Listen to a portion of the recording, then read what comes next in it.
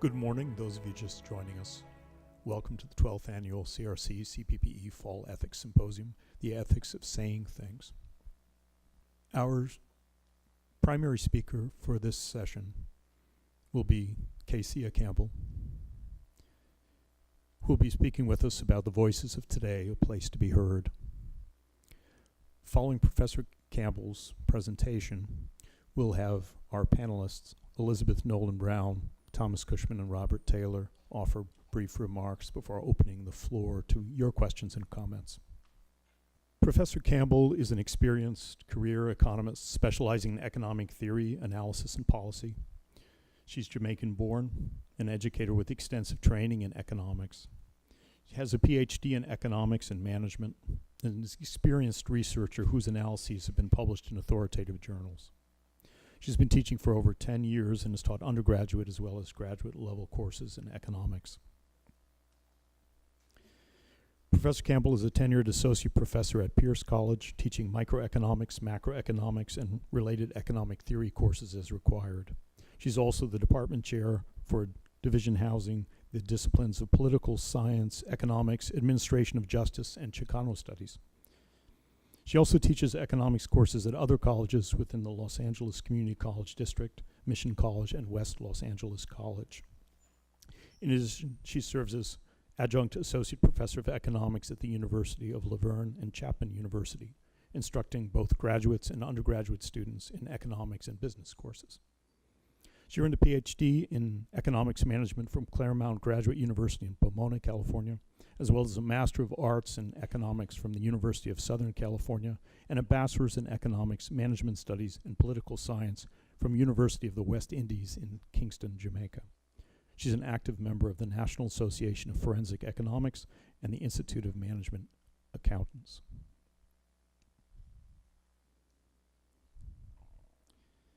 Professor Cushman is Devon de Hoy's Carlson Professor in the Social Sciences and Professor of Sociology at Wellesley College. He serves as chairman of the Wellesley Sociology Department. Excuse me, he has served twice. I didn't mean to sign you up for another term. I think you've done your time. Professor Cushman's teaching and research over his career at Wellesley focused on sociological theory, comparative sociology, genocide, human rights, dissent and freedom of expression, and sociology of knowledge, ideology, and intellectuals.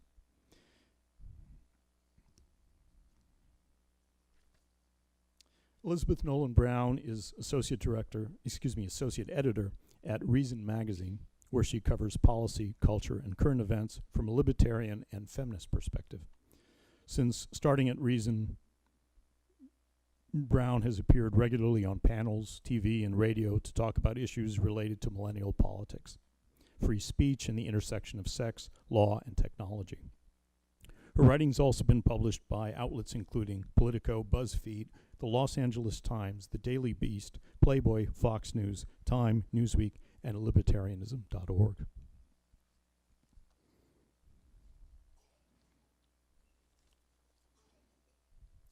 Professor Taylor is at the University of California, Davis in the Department of Political Science. He specializes in contemporary analytic political philosophy and the history of liberal political thought. He's written numerous articles on Kant, Mill, Rawls, autonomy, self-ownership, and commercial republicanism. And he published his first book, Reconstructing Rawls, The Kantian Foundations of Justice as Fairness, in 2011. His second book, titled Exit Left, Markets and Mobility in Republican Thought, was published by Oxford University Press in March 2017. Please join me in welcoming Professor Campbell to the podium.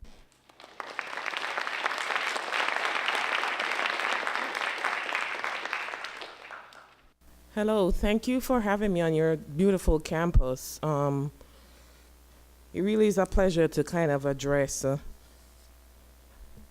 the audience here. I'm a faculty member at a community college, and to see these types of events at a college like this is something to kind of marvel at. So again, thank you for coming here, and allow me to take a little bit of your time to talk about the voices of today, a place to be heard, a concept or idea at looking at the importance of free speech and open inquiry on campuses.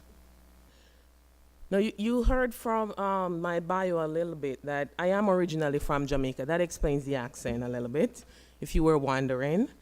And I wanted to start off by just telling you a little bit of a story, because my background is I am an economist. And when I told a lot of people I was coming to a conference on the ethics of saying things, or the concept of looking at free speech, a lot of people said, but you're an economist. So let me give you a little bit of a background here. When I finished high school, I had a decision to make, like a lot of you probably. Should I go find a job or should I go to college? I didn't know what I wanted to do. But I had a group of friends who said, we're gonna go to college. I'm like, okay, that's cool. I'll go to college too. So what we did was all of us went, and this is back in Jamaica, our university is called the University of the West Indies. We went to the college, we went to the admissions building, and I remember it vividly because they gave us a list of all the majors, things that you could major in. And I remember my friends, they were so in tune with what they wanted to do. Well, I'm gonna do political science, or I am gonna do sociology, or I'm gonna do biology because I wanna be pre-med.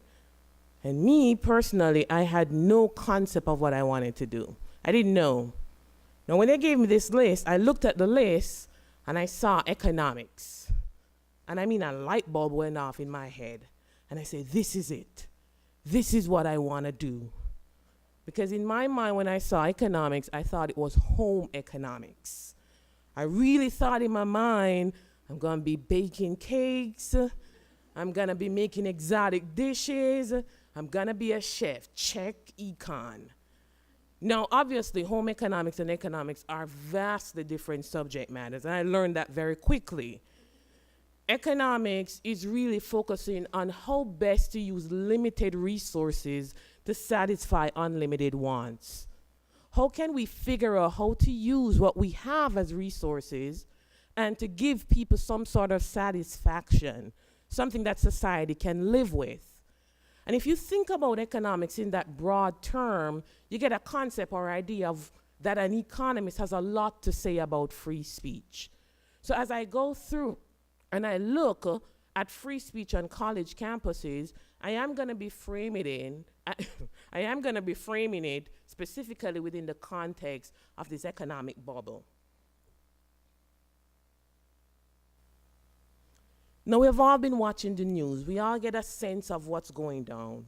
We all see the censorship, we all see the riots, we all see the concept of people canceling particular speeches because they don't like a particular speaker. There has been a huge crackdown overall, not only on the voices of students, but even the voice of faculty or administrators, or even when we have speakers coming into school to kind of give a broad view of a particular topic or a very specific view. And this particular trend, I argue, is very troubling for a lot of reasons that I kind of get into a little bit later on. And the most important thing is that it kind of impinges on a fundamental right, a human right, I argue, which is freedom of speech. Now, censoring speech has a lot of social, political, and more importantly for me, economic implications. Now, why is this happening? Why is it the case that colleges or administrators or faculty or even students themselves think that it is necessary to kind of censor particular speech or to censor particular speakers or to stop people from presenting a particular view? And in a nutshell, I don't think, in my mind, it's not because of any nefarious intentions. I think in my mind what's happening is colleges especially feel a need to protect their students. And whatever speech, especially speech concerning race and sex and gender and sexual orientation, whenever those particular views are presented, they can be conflicting, they can be different. And in some cases, they can be offensive. In some cases, they can be insensitive. And if that's the case, If colleges are seeing their aim as protecting students, and they see these particular types of speech or points of views to be offensive, they might say we need to protect them from this, i.e. we should censor, i.e. we should stop it, i.e. they shouldn't hear it. And this is where we run into a particular danger overall of limiting what students hear. Because when we limit what students hear, we limit communication. Now, for me personally, why communication at this level is very important is by training, I'm a macroeconomist. I look at how we put all of the resources together as one entity and how we watch the economy move over time. Now, why am I so interested in free speech and the implications for the macroeconomy? One fundamental macroeconomic goal is economic growth. We want to use the resources that we have right now and do better. We want to use the resources that we have right now and make more things, or do it faster, be more efficient. That's economic growth, where we increase the productive capacity of society with the resources that we have right now. Now, what the theory tells us is the center or one particular variable that drives sustainable growth is innovation and technological improvement. Now, innovation comes from ideas. It comes from thinking about new ways of doing things. It comes from figuring out that the processes that we have in place can be organized in a different way and we could do things better. Now, ideas are not just floating around and we're picking them out of the clouds. Ideas are generated from individuals, from students like yourselves, from scientists, from people who come together, figure out, look at the particular processes, communicate freely with each other, and with that process, we breed new ideas. Now, my concern as an economist is this. If we start the process of limiting communication, irrespective of the intent, once we start this process of limiting communication, then we could have this spillover effect where we're limiting the free exchange of ideas. And if we're doing that, we're hindering innovation. And earlier I said, one of the central ways that we grow as an economy is through innovation. So I worry about this kind of spillover effect when we start this process of saying, we need to protect, we need to limit, we need to stop the free exchange of ideas because it might be offensive. But what could actually happen is we could have this huge spillover effects, and that's my concern as an economist. That this particular free speech or censorship of free speech rather, can in fact have negative spillover effects in society generally. There we go, I have somebody agreeing with me. Now, some people have stated there are no other means to protect our students. But I challenge that a little bit to say, are we really protecting our students when we keep them away from conflicting ideas? And I'll get into this a little bit more later on.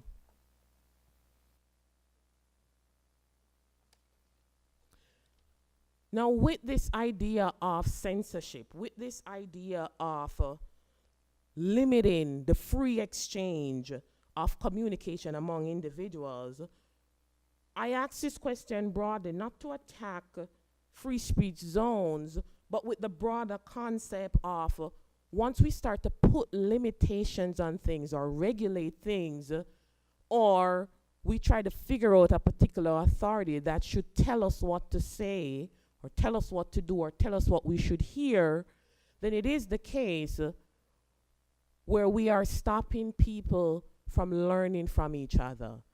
And I believe as a college campus, if it is where we cannot exchange ideas freely on a college campus, then as a society, we're in trouble.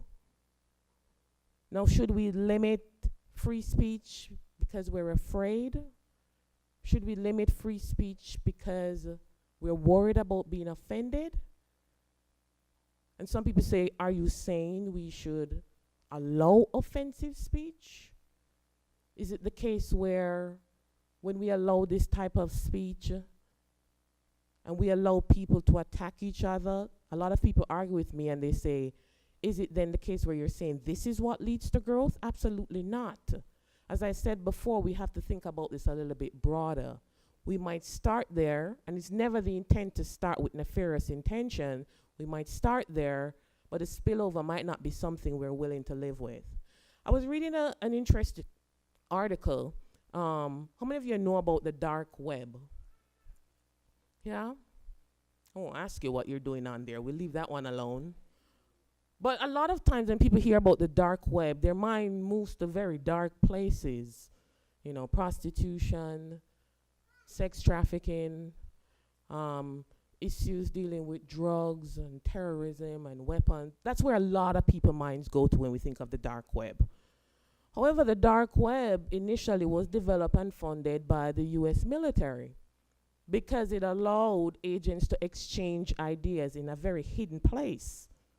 Not only that, the dark web, because it provides anonymity, used to be used by a lot of journalists and media personnel in very oppressive societies where you have an authoritarian or a dictatorship and you can't say anything against the government, but you know things are wrong and you want to get your voice heard and you want to point out particular flaws, but the process is not very democratic. In a lot of these regimes, the dark web was the place where these journalists and individuals who wanted to change things or wanted their voices to be heard, this was the place they used to voice concerns, to meet, and they protected themselves and their families when they did this. Now contrast that with maybe the lay view of the dark web, the earlier one of drugs and terrorism and prostitution. How did we get there? This is what I'm trying to point out.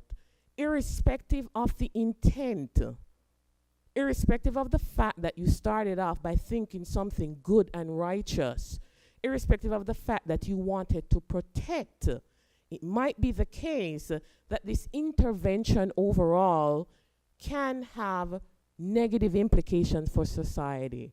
Because now the dark web is used for these other things. It's used for the trafficking of drugs and weapons. Why? Because it's a patch to a particular process that should not need to be patched to begin with. And this is why I say we need to be very careful once we start to intervene and regulate and meddle. And I'm not saying that generally because I'm not a purist in terms of regulation. And I'm not saying people should just be doing everything. But I am saying we should be cautious from an economic perspective once we start to meddle in the free flow of information across individuals. It might be the case that you're trying to protect or fix or put something in place that you think is wrong, but the implications can be negative and they can be vast.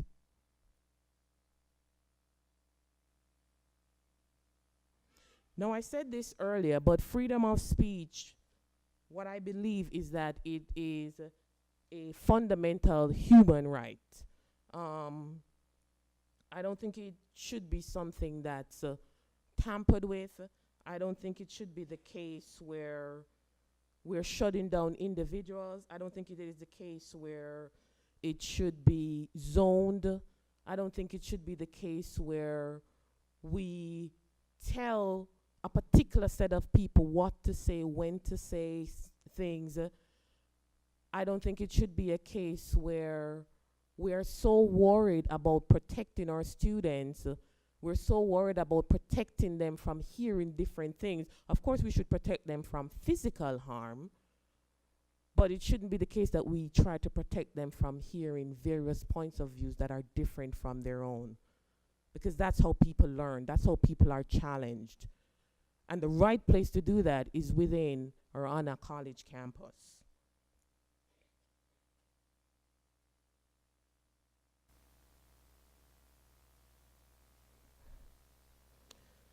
Now this reminds me, I like to tell stories, as you can tell, but this reminds me of a very personal story.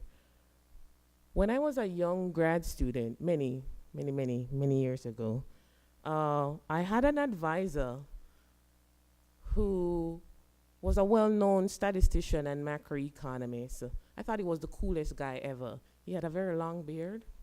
And when you talk to him, he would stroke it and go, yes, yes. And he had a pipe. He was so cool to me. And everything you asked him, he would put the tobacco in it was a production. And he would tell you things and pff, your mind would be blown.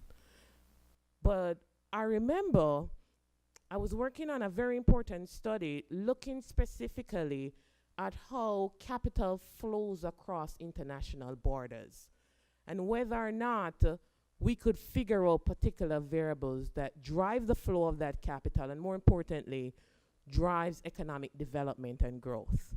We were exploring that. It was a hard study. In econ, we do a lot of math. We use a lot of analysis and a lot of modeling. And I took 6 months of my life and I just locked down. I just zeroed in. I was in the zone. No Red Bull back then, but I was in the zone. We used Coca-Cola. And I worked for 6 months and I developed and I modeled and I got data. And I remember he called me one day and he said, Kaycea, you've been very busy. I should see what you're doing. And I go visit him. And when I go to him, I have 200 pages from the Coca-Cola induced modeling. And he said, you've been very busy. And of course, he was stroking the beard, smoking the pipe. And I said, yeah. I tell him what I'm doing. And he said, hold on a minute. Can you show me the page for your assumptions? In econ, whenever we're building models or explaining things, we put assumptions in place. We assume certain things about the environment. And I gave him that page and he looked at it and he zeroed in on a very specific assumption. The assumption he zeroed in on was the assumption concerning institutions. More specifically, how democratic they were and the rule of law, these kind of internal institutions that define the free flow of information within society. And he asked me an important question. He said, this assumption you have in place, what happens when it gets very restrictive? What happens when individuals cannot enforce contracts freely? What happens when it is the case that the rule of law does not allow a particular individual to have their voice heard? And I didn't have an answer for him. I really didn't. And he stroked the beard, and he smoked the pipe, and he said this to me. He said, you see that trash can by my door? Toss your 200 pages, because this is garbage. If it is the case that you're trying to explain how capital moves and economic growth, and you don't have in place a concept or idea of how institutions affect that, institutions that deal with the free flow of information, you're not explaining growth. Because ideas begin with people. Ideas begin with this exchange and this communication. If you have no concept of the limitation or the exacerbation of these institutions and how they affect things, then I don't want to read this. And I thought in my mind, I didn't say that, but I thought that in my mind. But he was right. How can we think we can limit and regulate, but as a society, we can enhance the productive capacity of society? And again, the intent is not to do harm. But if we intervene in this manner, we do harm. If we intervene in this manner, we limit certain thought processes. And we should be very concerned about that.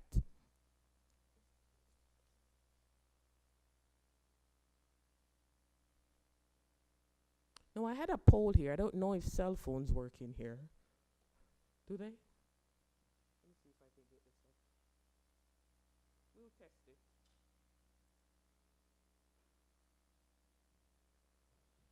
So just like my classroom, we'll test it a little bit.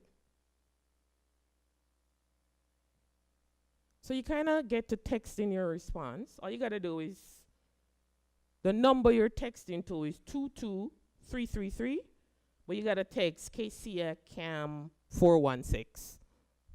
So try that, 22333, and text Kaycea Cam 416. And when you do that, it should tell you you have entered a poll or something like that. You get to text in class. Ooh. Are people getting a message? You have entered the poll? If you get the message, just go like this. That you have entered, yeah? So it's working? Once you have, in a brief word or phrase, just say, brief. Don't give me a long thing. What does the First Amendment mean to you? Once you're inside, just text that word or phrase.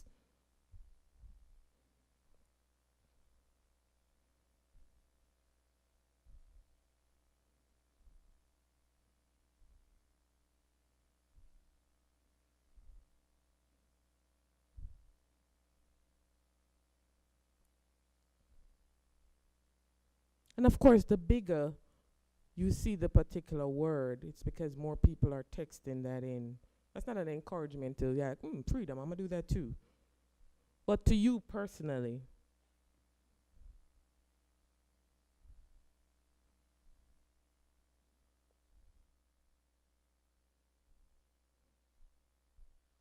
we're seeing some things pop out. Free expression, rights, freedom,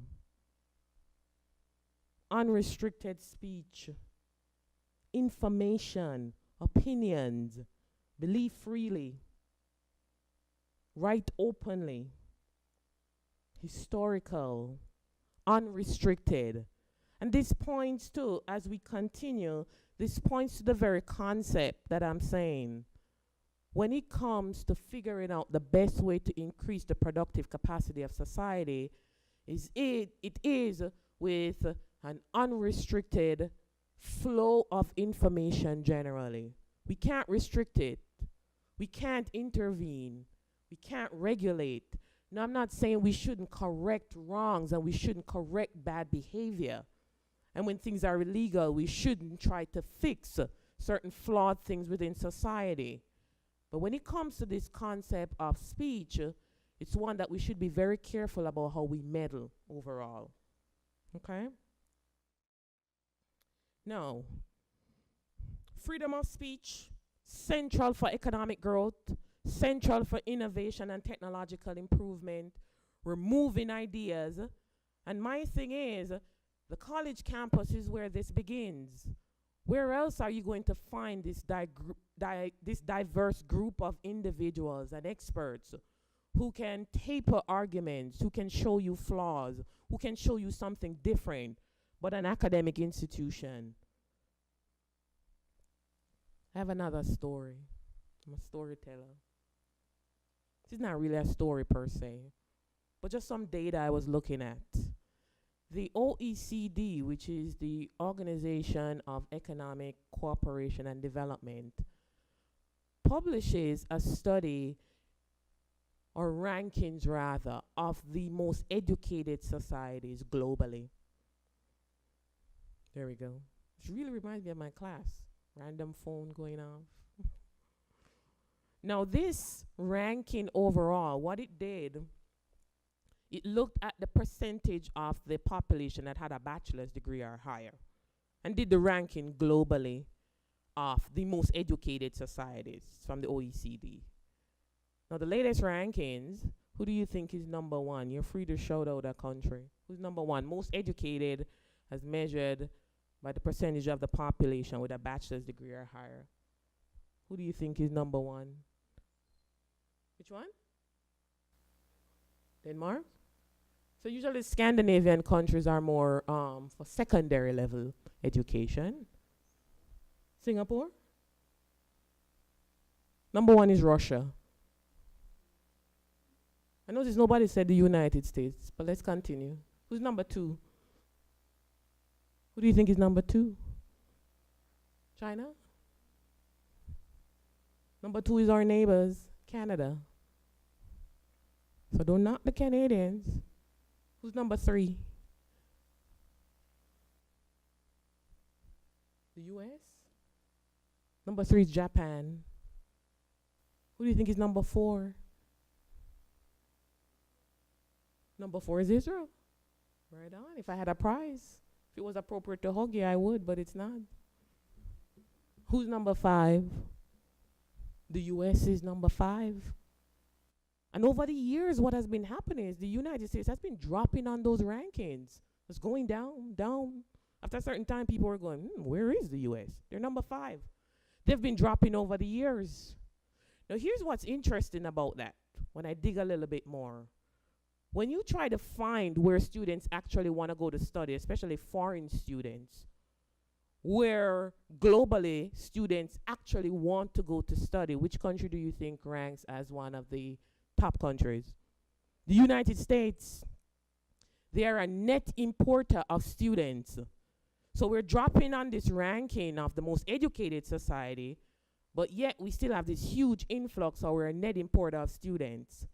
And a big part of this is how college campuses allow individuals to express ideas and to explore their thought process and to figure out what it is that they want to study. The only way we're going to learn is if it is the case that we are examining a lot of different perspectives and we're getting hit with a lot of different ideas. And I think this kind of oxymoron we see with the data, just from the OECD data versus being a net importer of students, kind of points to the quality of education that the particular, or the perception of the quality of education that a lot of students see with the United States education system. So if not college campuses for free speech and an open inquiry of ideas, then where is what I usually argue. It has to be here, okay? The United States, I argue, is one of the most competitive economies we have seen, and probably one of the most friendly in terms of freedom of speech or democracy. And to me, that's not a coincidence. They're tied. They're tied because freedom of speech means a free expression of ideas.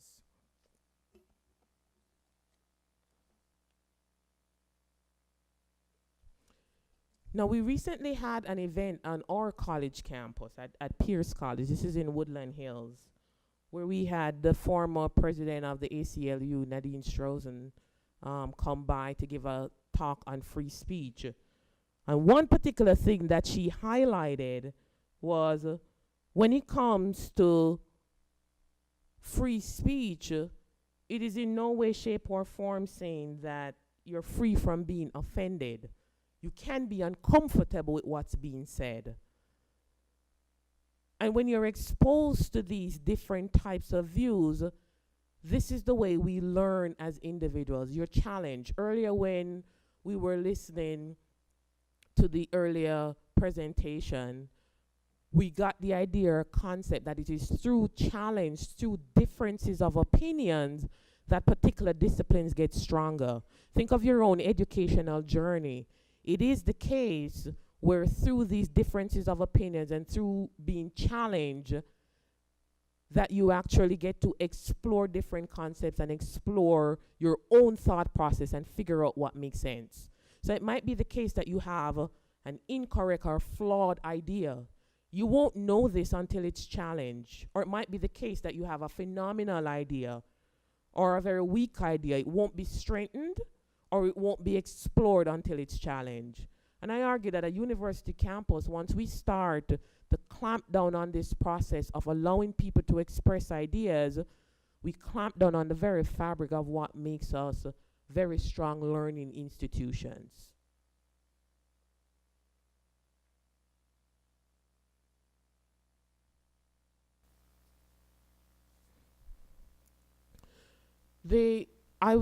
I told you earlier about my advisor with the stroking of the beard, but I was reading something very interesting about institutions that came from that particular study that I did with my advisor. And how many of you know the city of Nogales? Nogales, yeah? A few of you? Nogales is a very interesting city. It's in Arizona, but it's right on the border of Arizona and Mexico. Now here's what's interesting about Nogales. Nogales is actually in Arizona, and Nogales is also in Mexico because it's right on the border. So literally the border defines northern Nogales, which is sitting in Arizona, and southern Nogales, which is sitting in Mexico. Now, what's interesting is when we look at the economic variables associated with southern Nogales, these are particular variables that we would say show macroeconomic instability. The unemployment rate is high, business and commerce is not flourishing, the crime rate is high, a lot of indicators of macroeconomic instability and some social instability. Look at the economic variables for northern Nogales, and we see a completely different story and makeup. We see industry and commerce flourishing. We see a low unemployment rate. We see low crime rates. We see jobs being created. And it gets very interesting because people say, oh, it's because it's different people. No, it's not. The geography is the same in northern and southern Nogales. The weather is the same. It's the same place in northern and southern Nogales. The culture is the same. It's the same set of people, ideally, in northern and southern Nogales. The only thing that defines them is that particular line or border. So it's not geography. It's not necessarily a difference in culture for that very specific city, but it is the case where certain variables that affect institutions, things like freedom of speech and democracy, things like the way you engage your government, things like the way you get to express ideas, those internal and external institutions are very different across these two places. And it can be singled down to differences in these institutions, define differences in these economic variables and outcomes. This is why I argue as an economist, we have a lot to say about freedom of speech and how it affects the economy. And I have even more to say about how it's handled on college campuses. Because when we talk about the free flow of ideas, that's what leads to growth. When we talk about where these ideas are generated, it starts here. So if we start to restrict and regulate in this particular framework, from an economic perspective, I think we're in a lot of trouble.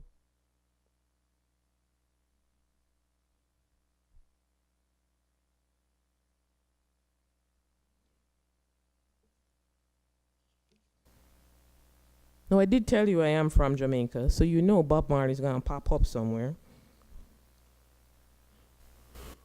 I would get a guitar, but I'll leave that alone. But this particular song is has a couple of words that I want to identify or highlight. The song I'm talking about is called Redemption Song.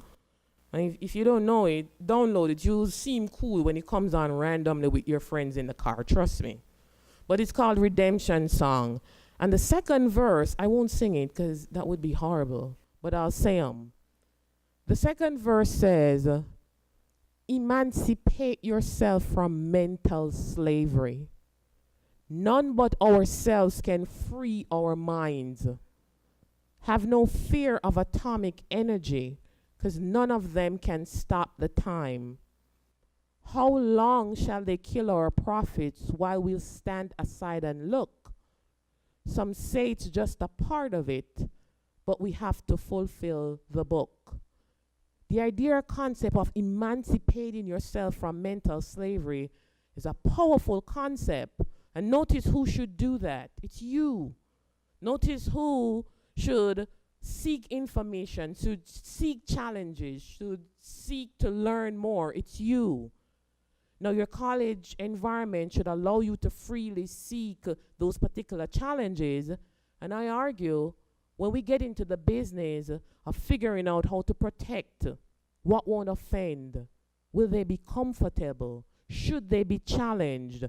Once we get into that business, then we're getting into a particular place where we're stopping you from exploring new ideas.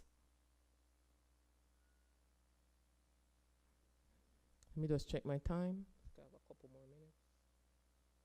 So in a nutshell, freedom of speech is not disruptive. It's actually a process that helps to increase the productive capacity of society. It's actually a process that helps with innovation, free flow of information, communication, being challenged, learning new things. That's all central to the concept of economic growth.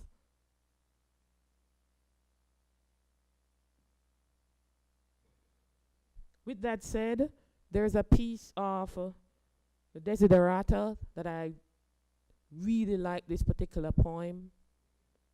But the piece that I want to highlight and close with is the concept or idea of speak your truth quietly and clearly and listen to others.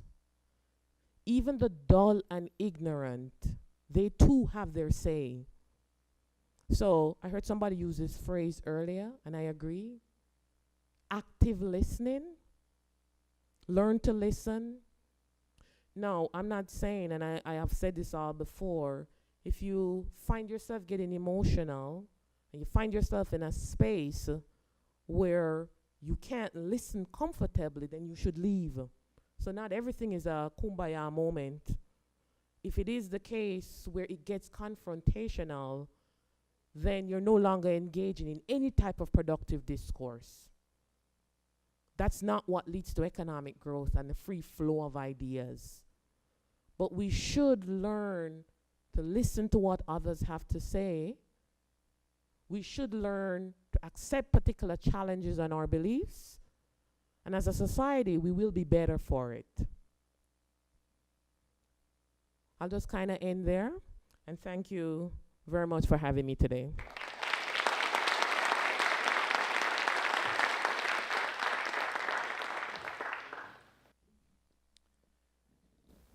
Ms. Nolan Brown and Professors Cushman and Taylor will offer brief comments, and then we'll open up the floor for your comments and questions.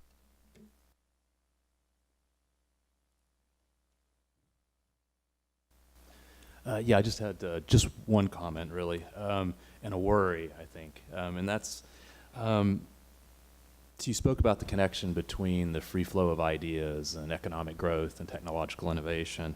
But I think, I mean, certainly while it's the case that, you know, growth and innovation are inconsistent with totalitarian regimes, like something like North Korea, for instance, my worry is that it might be consistent with a certain kind, I could be careful here, like a certain kind of authoritarian regime. So I'm thinking specifically of China and Singapore.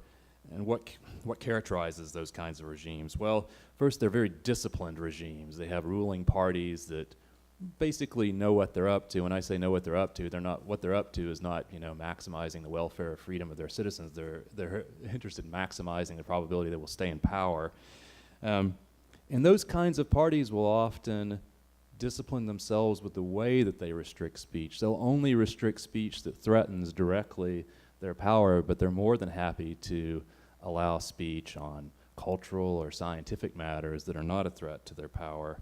So again, I'm thinking about the Communist Party of China. I'm thinking about the People's Action Party in Singapore, which allows a little more electoral discipline, I guess. But for the most part, it seems to be a kind of internal discipline.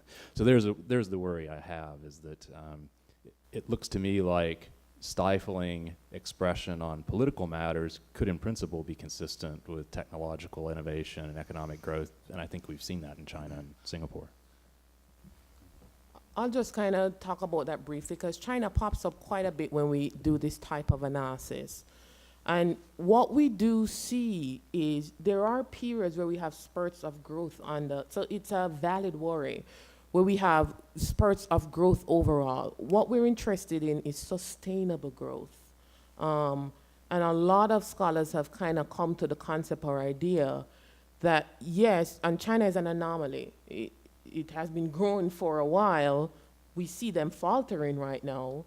The big thing when it comes to these particular type of regimes that may allow kind of like a halfway type of freedom or expression. Like the political side is suppressed, but you could do other stuff. We do see periods and spurts of growth, but what we do see is that it's not sustainable. And what we do see is when that big moment comes where this comes crumbling, it's almost like a house of cards. So it's a valid concern and worry. However, when we talk about the free flow of ideas, we're looking specifically at sustainable growth.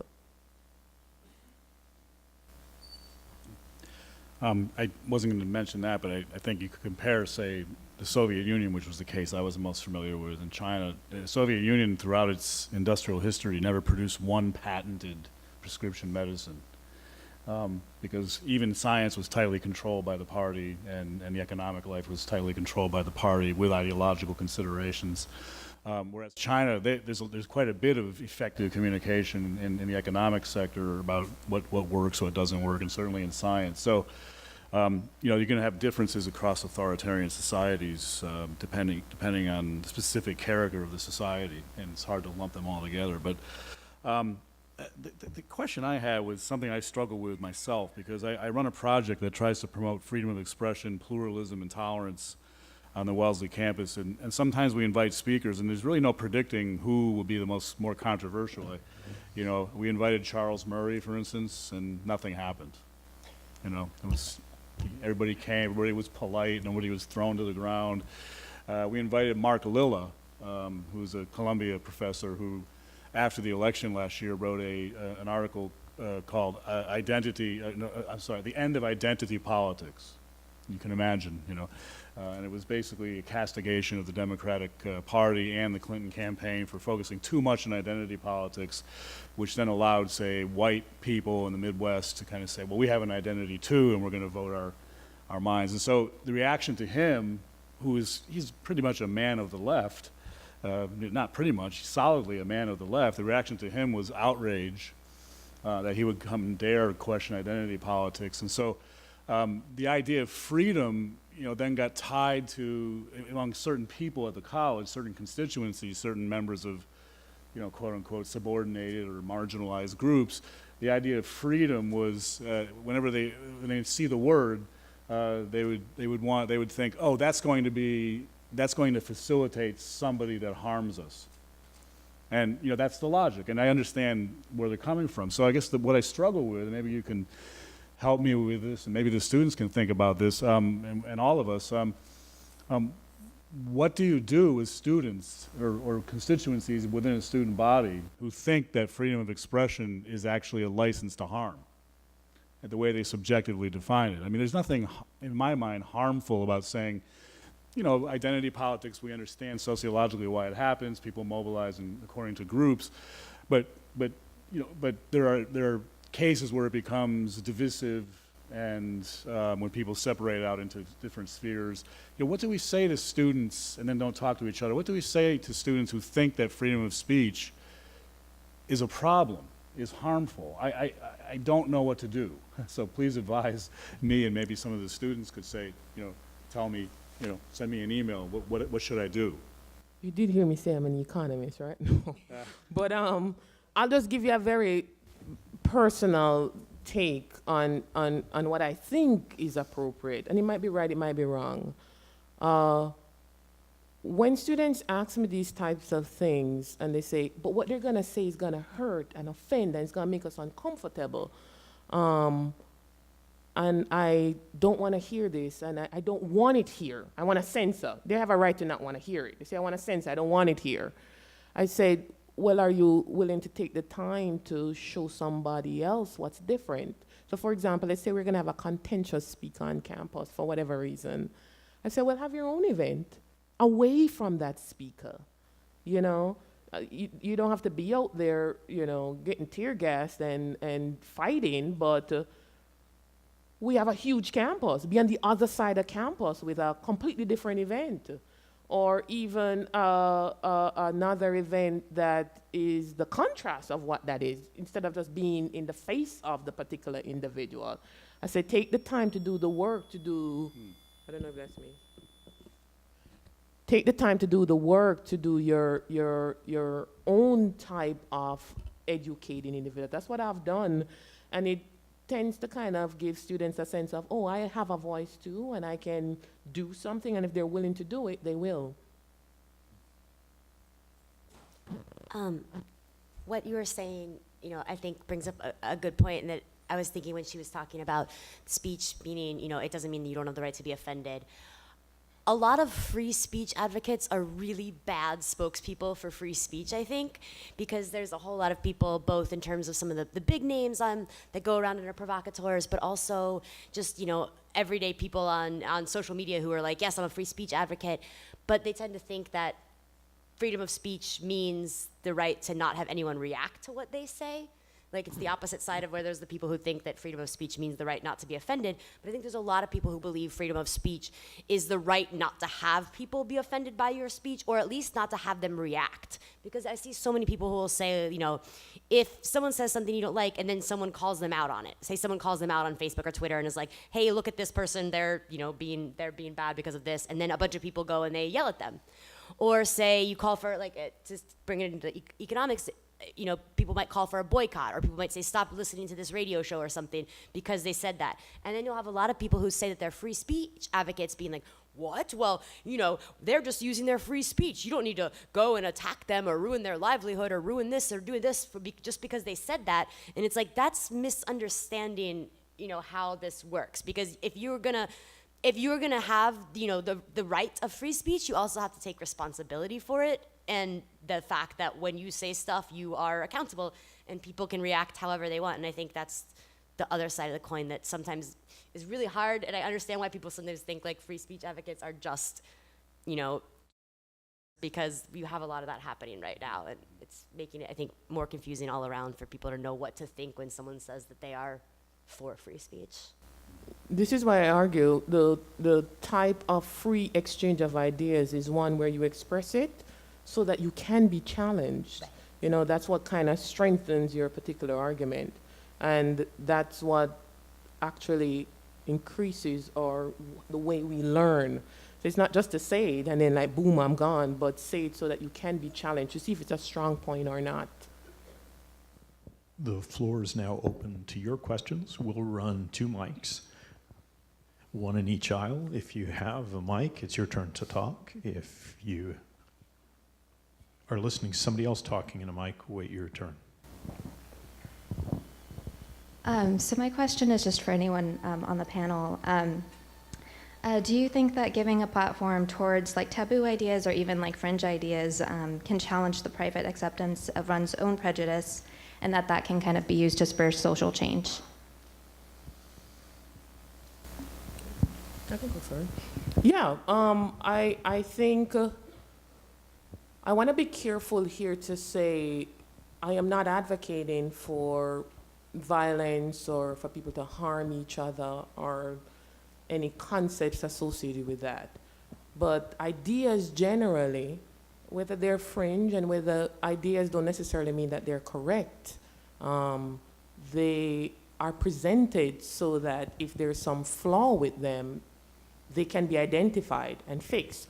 What we want to happen when we allow people to express their ideas is to minimize any action that can lead to violent uprisings later on.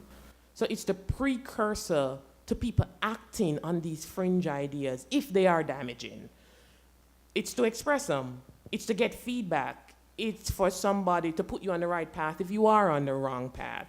It's for somebody to strengthen this concept if you are on the correct path. It's for you to reflect. And these are necessary actions, or these are necessary processes we need to put in place if we want to learn, and more importantly, just a general sense of safety if it is we want to minimize these violent uprisings later on, because you never got a chance to explore these openly before you acted on them. I think sometimes if you give people who have taboo or, to go beyond that, to give people who have toxic ideas room, they will hang themselves, and that's a good thing. I'm not saying that you should, necessarily court giving these toxic people a voice, but if they do have a voice, I think, people a lot of times want to just shut it down because it says, oh no, if we even let them speak, we're condoning it. But I think, a lot of times the more and more you let people like that speak, they end up saying worse and worse things. And the people who initially even thought oh, well, maybe they're edgy and maybe they're trying to get shut down, so they're the more they actually listen to their actual ideas, it tends to then turn more and more people off. So I think that sometimes there can be a good mechanism that works in reverse there. I would just add, taboo is an anthropological term to describe a forbidden practice. And I think that, when I think about inviting people to my campus, I do a lot of searching, you know, thinking about how it's going to affect people, but I can't anticipate everything. I mean, the speakers I didn't think would be controversial were. The ones I thought would be controversial weren't. So it was very difficult to predict because audiences are very difficult to predict. You can't ever assume necessarily how the talk will be received. And I think if you spend too much time on that, then you end up sliding down the slope of self-censorship and away from trying to foster innovative ideas. And I think that's crucial. In the advancement of knowledge, conformity never leads to innovation. Doing what everybody else does never leads to innovation. Disruption is actually a good thing. And if you can look at military praise of the way military people praise each other, or the way tech innovators praise each other, they say, well, he's great, he's a disruptive guy, you know? And they don't mean that he's, you know, in there throwing chairs or, you know, or acting out or whatever, screaming at people. They mean that he's coming up with, he or she or they are coming up with something different. But I think the problem in academic environments is that all taboos are localized. You know, they depend on the institutional context and the cultural context where they survive. So there are various, you know, so related to the earlier talk by Professor Yancey, you know, there are certain things that are just simply taboo to talk about at a place like where I work at Wellesley College, which is Hillary Clinton's alma mater, you know, and you know, the left liberal orthodoxies are very much in force. There is some more level of tolerance than one might expect for different ideas, but there are taboos. And those taboos are set by the local population, you know, by the local, you know, whether it's the faculty or the students. And, you know, and when you invite somebody that violates one of the taboos, you know, it's more of an ideological taboo than it is a kind of cultural taboo in the sense of way, you know, anthropologists usually look at it, incest taboos or, you know, marriage taboos and things like that. So I think, you know, it's very important to consider who is labeling what's taboo and what interests and ideological positions they're protecting. And that once doing that, if you see homogeneity and conformity and lack of difference, you're obligated, at least I feel obligated intellectually to disrupt that. You know, but in a way that isn't gratuitously violent or aggressive, you know, by bringing good speakers. I mentioned this yesterday in one of the talks I gave, is that, you know, bringing speakers who actually do have some demonstrated competency to talk about the topic. Thank you. So you talked about how China was an anomaly, that they're able to have incredible strictures, but also what seems to be progress in a lot of areas. So I always ask why, though, like, why is it an anomaly? And you said that your response to that was, we're looking for sustainable growth, and you don't view that as sustainable growth. Why would it not be sustainable growth? Because a lot of people that I talk to who are in favor of strictures, their strictures, it's always their strictures, and that they say that that will foster growth, that if we are strict in these ways, that will actually be better for the community. And so I always think of what you said, that limits growth, but why? Like, what would you say as to why? So China is a very interesting case study, because what's happening is, normally when we think of restrictions on particular institutions that funnel growth, we think on restrictions on all of them. China very selectively restricts certain ones and opens certain ones. Now, the drive for industry and commerce is fundamentally done by the state. So they choose the particular sectors, and they're doing a very good job. That's why we kind of see the sustainable growth. So, that's why we kind of see the spurts of growth. So they do a very good job of picking the particular sectors that they will invest in, that they will support, that they will kind of give capital to, that they want industry to thrive in. So they're doing the research and the necessary work. But the reason why I say it's not sustainable is because it's not coming from this sense of ingenuity and innovators and individuals like you and I. It's state-sponsored growth. Here is some capital in this particular sector that's booming, do your thing. But if we want sustainable growth, that's not how it works. We have to let markets determine that. We have to let buyers and sellers figure out in a marketplace what's appropriate. And through that, we have particular products that can continually be improved because there's competition, not because you're being blocked by a particular state agency or you didn't get the particular capital. So what's happening is you have a very selective process that's doing a very good job. That's why we see the spurts of growth. Do this because it's booming. Do that because it's booming. The sustainable part is how do we have this process of creative destruction, and how do we have this process of innovation that's kind of naturally occurring because of signals from the market? That's not happening. So at any point in time, you can't say do this or do that or do this.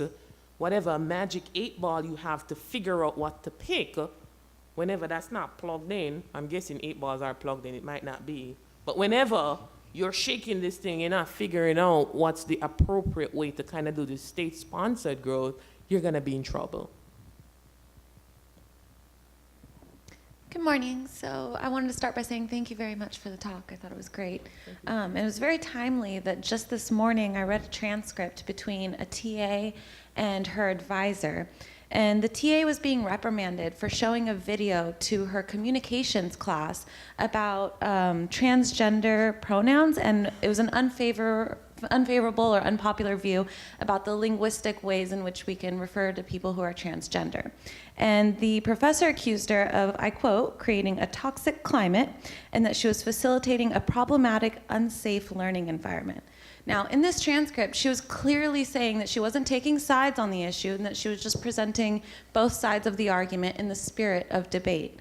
So, and I agree with what you said earlier about that if universities are not a safe place for free speech, then as a society, we're definitely in trouble. And as a philosophy major, we're definitely encouraged to have different opinions, and it's as long as we can rationally justify them, that kind of debate is very much sought after.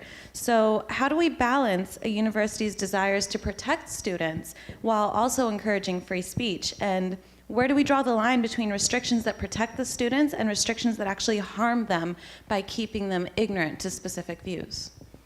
That's a very hard question because drawing that line, well, who does the drawing and where do we put that particular limitation? This is why I argue the concept or idea is we sometimes assume students are uncomfortable. We assume for them. We sometimes assume that they don't want to hear this because they will be offended. And I think it's a wrong assumption.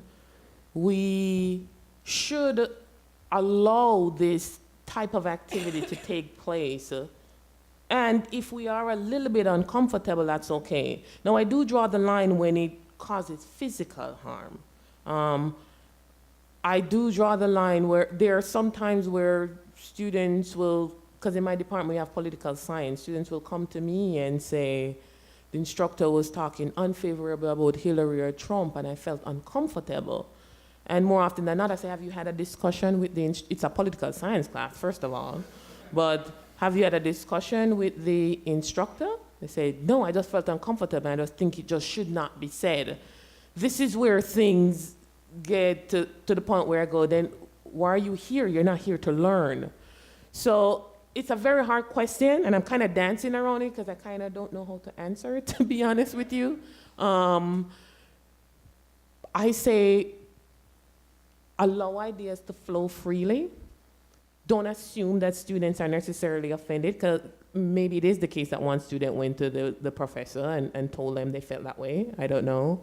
Maybe it is the case, but that warrants even more discussion, and that opens the door for even more debate. And that enriches the particular topic even more. Even in this transcript going back and forth, it's opening the door for even more discussion about that particular topic. So even in the fallout or the conflict associated with challenging these things, or even having this type of language in the classroom, is one ripe for exploring the topic even more. And again, that's the process of learning.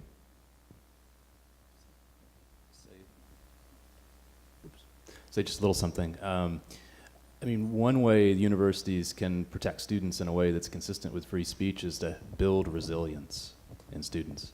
And one of those ways you build resilience are exactly the kinds of things you're talking about in philosophy classes, right? I mean, if you're in a philosophy class, or like I teach political theory classes, you've got to develop thick skin because you're going to be criticized by people around you. And you learn I mean, there are all kinds of psychological mechanisms for dealing with that. You learn to detach yourself to some extent from your ideas, oh, this idea that I'm talking about is just this thing out here, and you're criticizing it, not me, et cetera. I think, they always have these campus book projects. I think every college student should begin his career by reading Marcus Aurelius's Meditations, Stoicism. We need to be teaching Stoicism to students. And if we do that, then I think there'll be this beautiful dovetailing of protecting students and supporting free speech. Yeah. Okay, go Can ahead. I speak to that? Yeah. Just before I lose that, I'm glad you brought that up because I think everybody in this room should look at that case. That case. It's at Wilfrid, W-I-L-F-R-E-D, Laurier University, L-A-U-R-E-R-I-E-R, Laurier. It's in Ontario. I just listened to that transcript. The student actually taped it. You must listen to it to get a sense of just how badly it can go.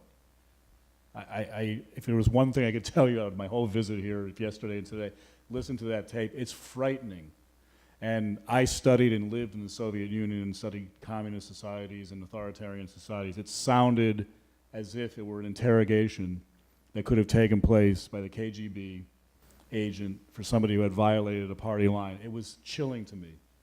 I was nauseated. I listened to it this morning and I thought, if this is going on, this is a test case. And the wonderful thing about it as a student, she was the voice of reason.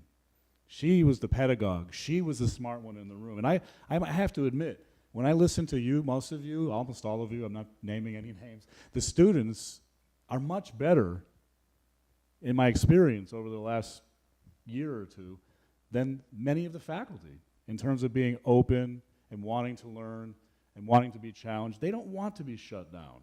A small minority does. But it's important to listen to that. I just wanted to stress that as I think one of the cases that's the most egregious case I've seen yet. Yeah, I just want to add that, I don't know how many of you guys are on Twitter. When Twitter first started, there was people would always say retweets are not endorsements, that if they shared something, it's not. And I think as a society, we've sort of collectively forgot that, retweets are not endorsements, that airing an idea doesn't mean you support it. When we talk about campus speakers and people wanting to know platform them, or when we talk about, it sounds like what you're talking about is she showed this video not because she agreed with it, but she just wanted to get that viewpoint apart. As a journalist, we get this a lot too. If you interview or report on anybody who, people consider bad for any reason, it's kind of like, why are you giving them a voice? Why are you giving them a platform? But as I think everyone up here has already mentioned, you can't defeat bad ideas, you can't defeat bad forces, you can't counter thoughts that you want to change unless they are able to be aired. So I think the one thing maybe people can do here is just, push back against the idea that airing any ideas is lending support to them, especially, when I think that's a sort of rising idea among young people, and it needs to not be. Amazingly, you guys just answered the question that I wanted to ask, and that is, how do we, as students, as faculty, even as administrators, how do we avoid self-censorship? I've noticed that on college campuses, since I myself was an undergrad, stand-up comedians don't come anymore. No. Free speech isn't fun anymore, and that might be a broader symptom. So how can we avoid self-censorship on campus? I will say, for me personally, because I do a lot of work with data, I just let data speak for me, That's just how I operate. I present data and I let the data show what's happening. People tend to be a little bit more receptive when they see that and this is me personally, when they see that it's something you've measured and you've taken the time to explore the data on this, rather than just sprout ideals or what you think necessarily without kind of researching properly what's going on. And I think earlier Tom kind of alluded to this when he said when you invite speakers and even yourself, and so I'll take this and kind of make it internal, when you yourself present on topics, just make sure you're informed about the particular topic before you get up there, as you might find yourself falling into the trap of just talking about things that you feel rather than what's happening in actuality. So for me, I just use data, and I just take the time to properly prepare myself by making sure it's a subject matter that I'm an expert in. Just to say something really briefly in favor, I guess, of self-censorship. I mean, I guess self-censorship is not always a bad thing if it's of the right kind, I guess. So I'll just give an example. I teach a distributive justice class. And those are, that's a class where, views can be heatedly expressed. And what I do is I self-censor in the following sense, which is I do not reveal my own views on the subject. Instead, what I've done is created a class where we read thinkers ranging from John Romer, who's an analytic Marxist, Rawls, who's a liberal egalitarian, Hayek, a classical liberal, and Robert Nozick, a libertarian. So you get a broad range of views on issues like state redistribution, public versus private ownership of the means of production, et cetera. And the position I take is that whenever I'm lecturing on John Romer, I basically kind of adopt John Romer's point of view, and I defend him from all comers, and then I just do that systematically with all the thinkers. And so I guess that's a kind of self-censorship. I don't.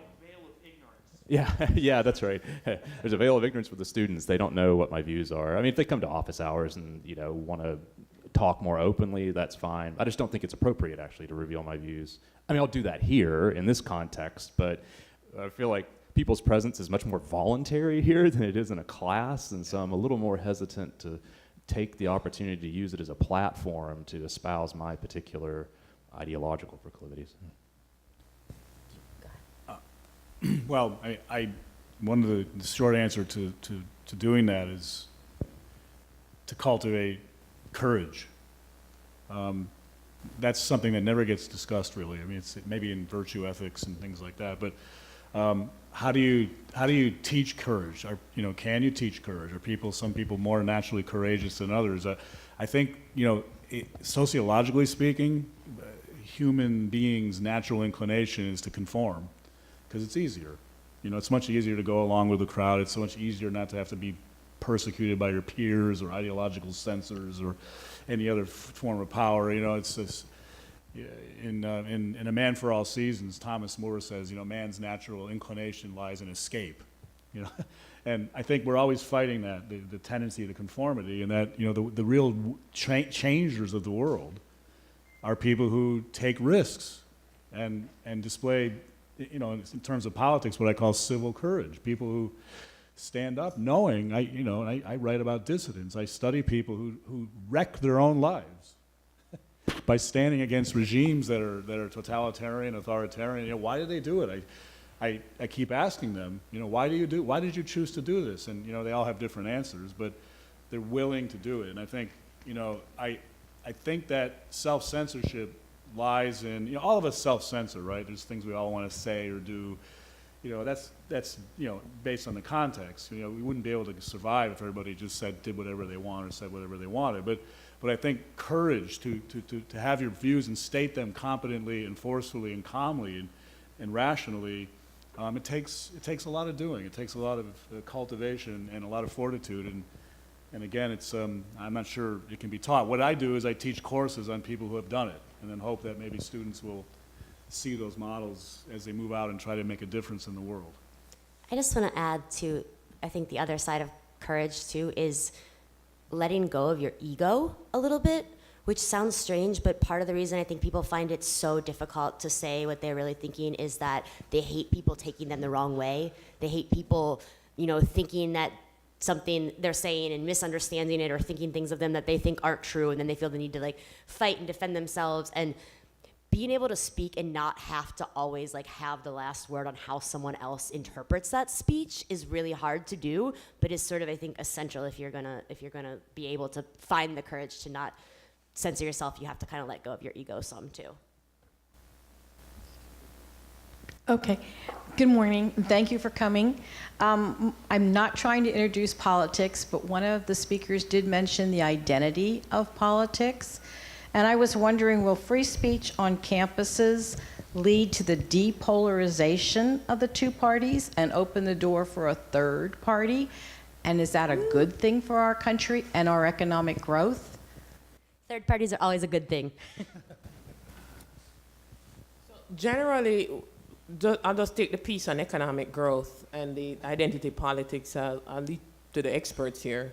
But any particular process that's more democratic, any particular process that allows people to freely express ideas is one that's going to lead to innovation. And as I said earlier, innovation from an economic perspective is what leads to increases in the productive capacity of society. So if it is the case that that can be tied positively or correlated positively in terms of a more democratic process, a more free exchange of ideas across individuals, then yes, I would argue that it would lead to economic growth. I don't know who's the expert on identity politics, but I'm not. Who's the gentleman over here? I'm sorry, I don't know your name. I just, name isn't important, but the idea is important, you know, and that's mainly a part of the problem is that people always link ideas to people and it ends up becoming ad hominem really quickly. And, you know, maybe it's too platonic to imagine we can exist in a world of perfect forms and ideas, but, you know, it's sometimes fun to be up there in the clouds. But I think, you know, I think part of the problem with identity politics discussions is who's doing the speaking. You know, and I gave an example, like when I invited Professor Lilla to come, I was on the stage with him because he didn't really want to give a lecture, he wanted to have a conversation, and I pushed him very hard on the identity politics thing, because as a sociologist and also personally, you know, I have a great-grandmother from Ireland and a grandmother from Italy. So, you know, when they mobilized back in the days, they mobilized as Irish and Italians, you know, and the Italians especially, you know, and, you know, they were discriminated against and they mobilized, and he all of a sudden comes along and says, well, identity politics is over, and, you know, it's ruined, it was responsible for getting Trump elected, which really twisted the knife, you know, among people who subscribe to that. And, you know, I pushed him and I said that, but, you know, the students, they got it at the time, but later on, what they saw was two white guys on the stage talking about identity politics, and my actual words, which were defensive of that, you know, that, you know, now he wanted to, you know, now that African Americans and Asians and Latinos have discovered their identity and mobilized around that, you're saying it's over. Well, you know, it's not fair, you know, but they couldn't hear it because of the speaker. So I think that we need to consider, you know, when we structure speech on campuses, you know, what I try to do is what I'm working on and trying to get better, where always can get better, is, you know, how to structure events so that, you know, rightly or wrongly, the speaker's characteristics and their backgrounds, you know, are considered, you know, because if let me put it not to go on too long, but if an African American person gives us a talk about free speech and I give a talk about free speech, you know, the perception, the optics might be different. It may or may not be, but I think it does play a role. You know, and so that's, you know, again, I don't know if that gets to your question, but how we talk about it is important. Whether it's going to lead to a third party or not, no idea. Let's please thank our speaker and panelist.